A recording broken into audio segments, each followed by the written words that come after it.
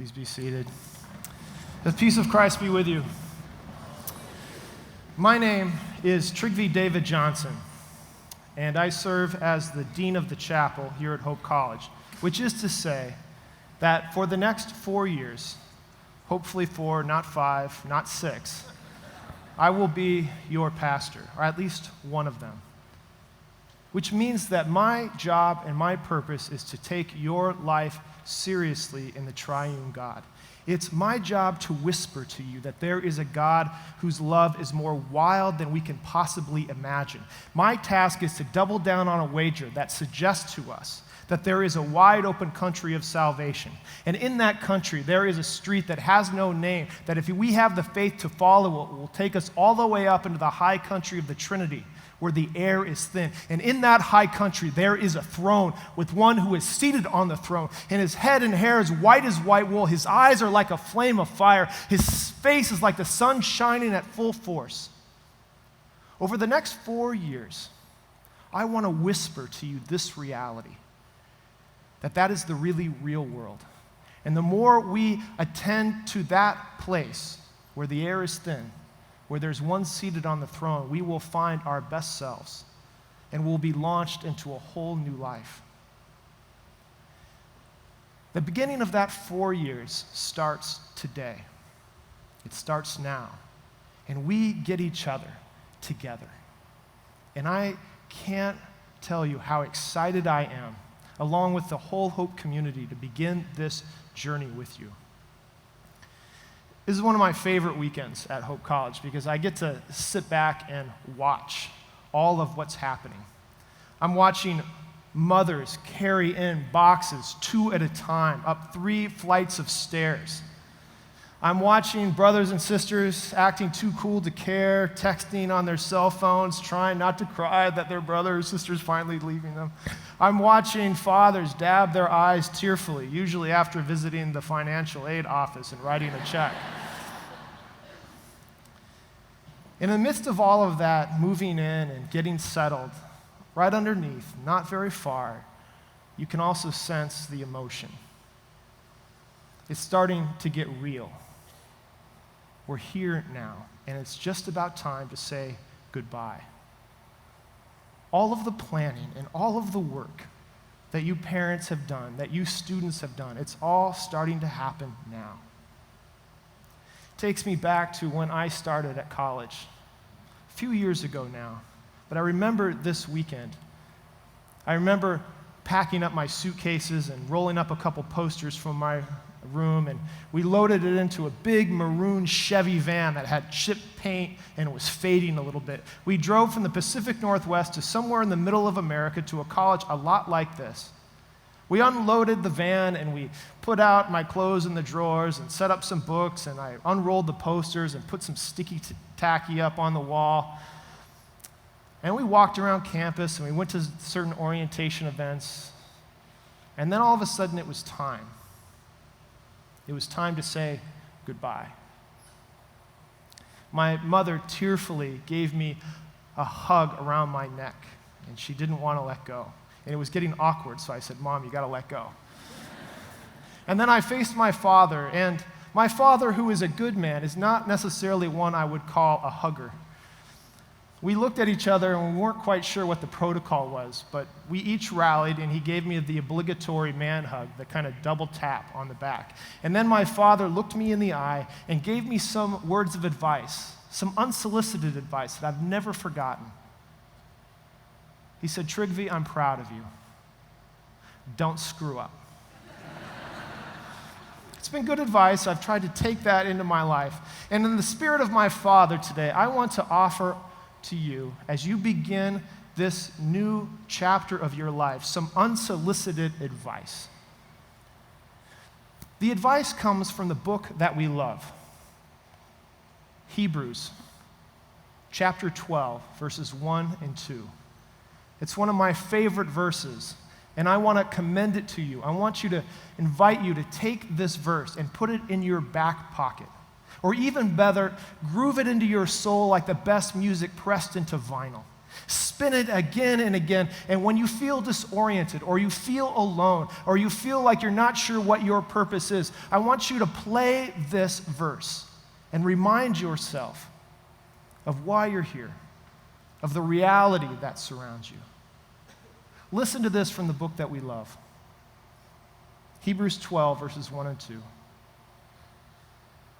Therefore, since we are surrounded by so great a cloud of witnesses, let us lay aside every weight and the sin that clings so closely, so that we might run the race with perseverance, the race that is set before us, looking to Jesus, the pioneer and perfecter of our faith, who for the sake of the joy that was set before him endured the cross, disregarding its shame, and has taken his seat at the right hand of the throne of God.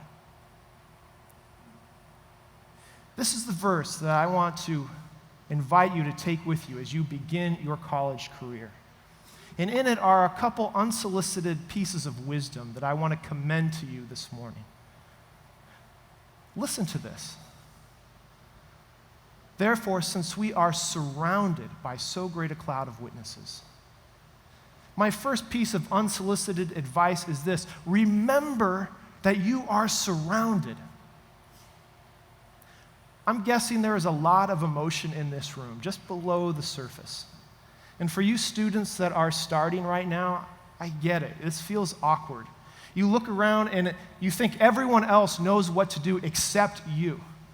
You look around and you don't know the faces. You don't know the people. They don't know you the way you were known back home. And it feels a little awkward, a little uncomfortable. There's a new system, a new program, new people, and you're not quite sure what the rules are. You're starting over. And it's easy in that moment to feel like you're all alone. But I want to remind you of this fundamental truth, the reality that can ground you. And the reality is this: you are surrounded by a great cloud of witnesses. You are not alone, even if you might feel alone today. The reality is you are part of a reality that's larger than what we can always see. If at any time you get lost, you're not sure what to do, you get stuck, you need help, you need to reach out. Promise us that you'll do that, because there are people here who will surround you. I love this chapel, Dimnett Memorial Chapel. Do you know the story behind this chapel? You should, because you're now entering part of its tradition and history. You are a part of this now. Ever since 1929, when it was officially opened, every class at Hope College has gathered in here to worship the triune God. It's named after President Edward Daniel Dimnett, the fifth president of Hope College, whose administration reigned from 1918 to 1931, roughly the end of World War I to the beginning of the Great Depression. And if there's one person in the history of Hope's lore I would like to have an evening with, it would have been President Dimnett. He's said to be the only one who was smart enough to make money during the Great Depression off the stock market. He was a classic scholar, a true gentleman. But the reason why I admire him is that he was a man of vision. He saw what Hope could become. When he began his presidency in 1918, there was no chapel to speak of. And he understood that any educational assignment rooted in the historic Christian faith had to have a space reserved and set apart to worship this triune God. It needed to be at the center of campus. It needed to be beautiful and substantial to go along with a beautiful and substantial curriculum. He was somebody who never bought into the lie that you had to separate your faith and your learning. He believed that they came together, which is why he set his target, his ambition as a president, to build a chapel, which we are enjoying today. Though I wish back then he would have had the foresight to put in air conditioning. He built it 3 times the size of the student body, which is why I admire him. He didn't build it to fail. He saw Hope one day filling this chapel up like it is today. And I think that President Dimnett would have been proud to see what's happening. Today, we welcome in the largest freshman class in the history of Hope College since we opened our doors in 1866. This is a historic day. That's right. We are very glad that you're here. We are grateful. We believe in this place. But one of the reasons why I like this building so much are the windows. I like to come in early in the morning when it's still dark, and I sometimes find myself sitting along one of the edges. And I like to be here when the sun starts to rise in the east and the windows begin to glow. And the people in the windows start to illuminate. The windows are called the great cloud of witnesses, and there are heroes and the saints from the book that we love. There's John at Patmos and Paul at Mars Hill, Isaiah, Moses, Mary, the mother of Jesus. These windows are here to remind us that we are part of something large, that we are surrounded. These windows are a physical reminder of an invisible reality, that we are not alone, that in Christ we are part of a church that is part of generations, that are part of centuries. We believe that the people of faith are still with us. These windows are a reminder that no matter how we feel or how disoriented we get, we're not alone. And they are a reminder also of the people that are around you now. You're soon going to learn new names, like Husbands, Boersma, and Davilar, Boltman, Neal, Johnson, Smith, Lowry. You're going to hear names that right now are just names to you, but in 4 years from now, they're going to be so much a part of your story that you'll be calling them by their first name. Paul, Kate, Jim, Matt. In other words, you are entering a world that is surrounding you. Even though right now it may feel awkward, the reality is you're not alone. That's my first piece of unsolicited advice. And here's the second. Therefore, since we are surrounded by so great a cloud of witnesses, let us lay aside every weight and the sin that clings so closely, and let us run with perseverance the race that is set before us. We want you to run the race. Hope College is set aside to run the race. One of the last best places in our culture today for people to get educated and grounded in wisdom and understanding is the environment you're entering right now. And it is worth fighting for, and it is worth the investment, every single penny. This is a place that you are set aside to run your race, and it is time to run. Your parents cannot do it. Your professors cannot do it. The administration cannot do it. You have got to run. And we want you to run with passion and joy and perseverance. And this race is not a sprint. You have to run with endurance. You've got to discipline your mind and your body and your soul and push yourself beyond the limits that you think that you can go. Spend that extra hour in the library. Read that thick book. Do not cheat yourself of this opportunity. Why? Because it's time to run, and it's time to run fast and far. This is the time that all of those things you have prepared for and sacrificed for, you can deliver on now. It's time to run the race. And there are lots of different races for you to run. We want you to run the race academically. We want you to run the race socially. We want you to run the race physically. But above all, the race that the Hebrew author is writing about is the race of faith. Your life is made for a purpose, and that purpose is larger than you.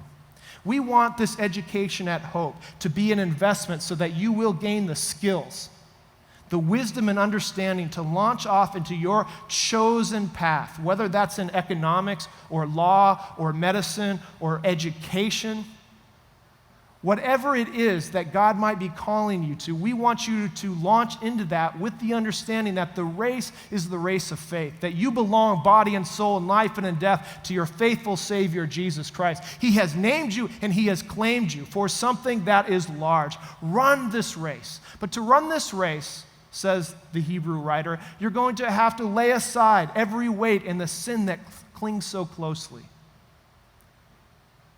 Just because you come to a place like Hope that advertises itself as a place rooted in the historic Christian faith, it doesn't mean that sin isn't here.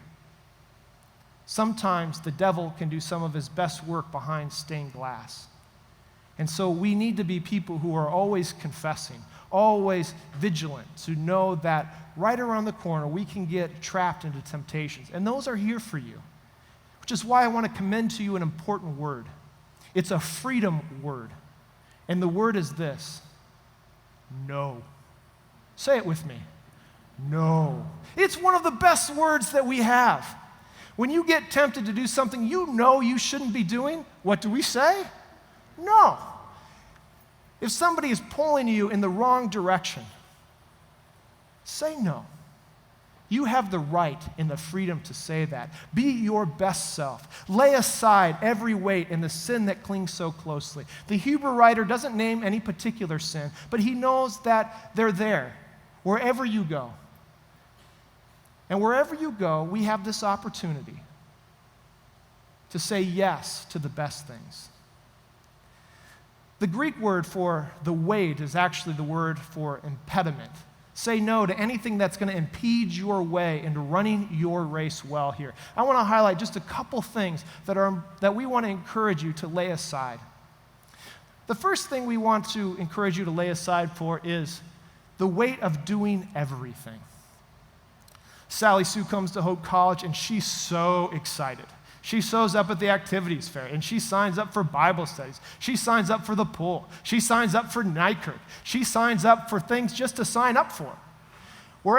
Everywhere she's going, she's signing up because she doesn't want to miss anything at Hope College. The problem is that everything that she signs up for makes a claim on her and takes away time.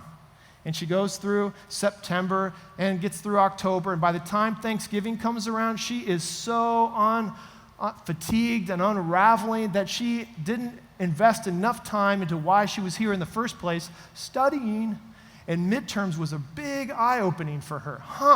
This is different than high school. I'm going to have to double down and do some really serious work, which means that I'm going to have to cut out some of all these activities. We want you to get involved, but don't get involved in everything right now. Enter in. Sign up for one or two things that will be extra time, and make sure that you've got a bulk of the time for why you're here, which is to be a student. This is your vocation now and your calling. Lay aside the weight of doing everything. Lay aside the weight of finding the right relationship right now. Joe Bob goes to Hope College. He's very excited. He's been on Facebook all summer figuring out who the new freshmen are. He rolls up into campus, and he is excited that the statistics are in his favor, 60-40.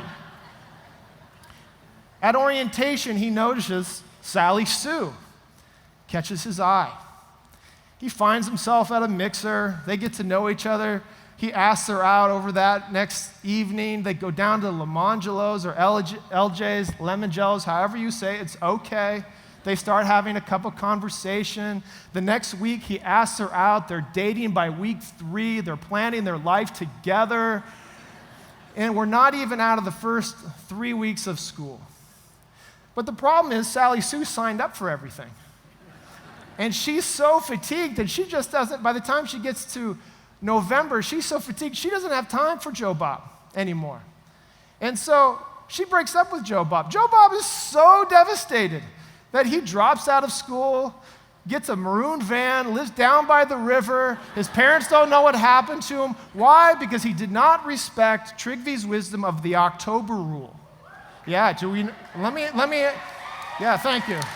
Yeah, these are all upperclassmen. These are all people, they've heard this from me before, and I'm a pastor, and my job is not to lie. This is true. I need you to respect the October rule. Here's the October rule. In my experience, a major life transition is not a good time to invest in a serious romantic relationship, right? Give yourself September. Figure out where your classes are. Know how to read a syllabus. Outline your assignments. Put your posters up on your wall. Wait till October before you ask her out or him out. Wait till October before you are bent on finding the right relationship. I would actually like to give it a first semester rule, but that is just, I've been a pastor in higher ed long enough to know that's just a futile experiment. October, give yourself a month, please. Respect the October rule. Don't go on any dates until October. As soon as October 1st hits, game on, I promise.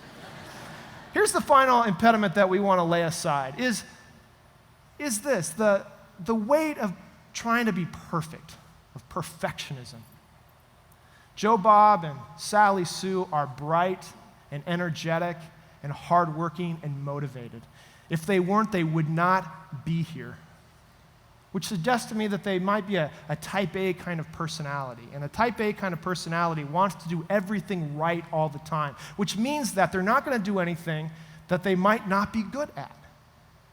But my friends, part of running the race here is trying some things out that you've not tried before, expanding your horizons, talking to new kinds of people, thinking in different kinds of ways. Do something that might stretch you. The danger of the perfectionist person is that we never want to be publicly humiliated or a failure. One of my favorite theologians is a man named G.K. Chesterton, and I have this quote on my desk. And he writes, "Anything worth doing well is worth doing badly." In other words, we're never really good at things the first time we try things. If it's worth investing in, be willing to risk and be bad at it. Lay aside the weight of being perfect. And if you do, you will run the race. You will run the race with more freedom and more joy and more beauty. Lay aside the sin. Say no to things. Lay aside the weight of being perfect, of finding the right relationship, of doing everything. And above all, this is my final unsolicited piece of advice. As you run your race, look in the right direction. If you notice in the stained glass, all of the people have a fixed gaze on their face, as if they're looking at something, or rather someone. Therefore, since we are surrounded by so great a cloud of witnesses, let us lay aside every weight and the sin that clings so closely. And let us look to Jesus, the pioneer and perfecter of our faith, who for the sake of the joy that was set before him endured the cross, disregarding its shame, and has taken his seat at the right hand of the throne of God. Every race has a beginning and has an end. It is important as you begin this race that you know what the end is. The end isn't just graduation. The end isn't just a job. The end is the end where we meet Jesus face to face. We don't know everything, but we do know Jesus. The great cloud of witnesses are looking towards Jesus. Why? Because he is the pioneer and perfecter of our faith. The Christian faith is not so much a religion as it is a response to revelation, God's initiative and action in human history. God takes the time to put on flesh and walk among us. And the name of that person, the Word made flesh, is Jesus. We look to Jesus because he is not only our way, he is also our destination. His life pioneers for us true freedom and salvation on the cross. It is in Jesus that we are sanctified. We do not sanctify ourselves, so we constantly look to Jesus. In him we belong, body and soul, and in life and in death. Now, how will we look to Jesus? Make it part of your rhythm to worship. Come to chapel or Sunday night at the gathering. We want to encourage each of you to find a local church and worship not just with your peers, but with the generations of saints. How do we look to Jesus? Find a mentor. It may be a faculty member. It may be a staff member. It may be an upperclassman. It may be somebody from your church, but find somebody that you can walk shoulder to shoulder with, somebody who's a little bit older than you, has a little bit more wisdom. How do we look to Jesus? We eat and study Scripture. We do it, we read it devotionally, but we also get into it and we let the Word nourish us until our lives are full of love and life and passion. Look to Jesus every single day. And if you do that, you will run the race with perseverance. But I want to offer this warning. Looking to Jesus is not safe. Jesus is dangerous. Jesus is the one who speaks. And when Jesus speaks, something new can happen, which disrupts our plans, can disrupt our time. Jesus is the one that shatters our perceived realities. Jesus is the one that pushes us out of the presumed world in which most of us are trapped. Jesus does not just want to visit our world. Jesus wants to destroy and rebuild it by the inbreaking of His Word. Jesus is the key that unlocks us from the citadel of the self and launches us into that wide open country of salvation. It puts our feet on the path that is narrow and onto the street that has no name, that leads higher up and farther into the high country of the Trinity, where the air is thin and where there is a throne and one who sits upon the throne. And everything in heaven and on earth and under the earth gathers around that throne and sings glory. Jesus is not safe, but He is good and He is beautiful and He is true. When we look to Jesus, we have to be open that God might have a different plan for us than what we came in with. But if we have the courage, the faith, the hope, and the love to look in the right direction, the race we will run will be beautiful. It will be worthy of our institution's name. In 4 years, we are going to be gathered right here. In 4 short years, I guarantee you it's going to feel like that. Right now, the time feels expansive, but in just a short amount of time, you're going to be wearing robes. You're going to be older, hopefully more wiser. You're going to know what I'm saying when I say that you are surrounded. And hope will forever, ever be part of your story. That journey to then begins now. And it begins now by us running our race together. And if we run this race together, I think that over the next 4 years, we are going to experience something that is so charged and electric that you will say, yes, this was the worthy investment. As you begin college, know that you're surrounded.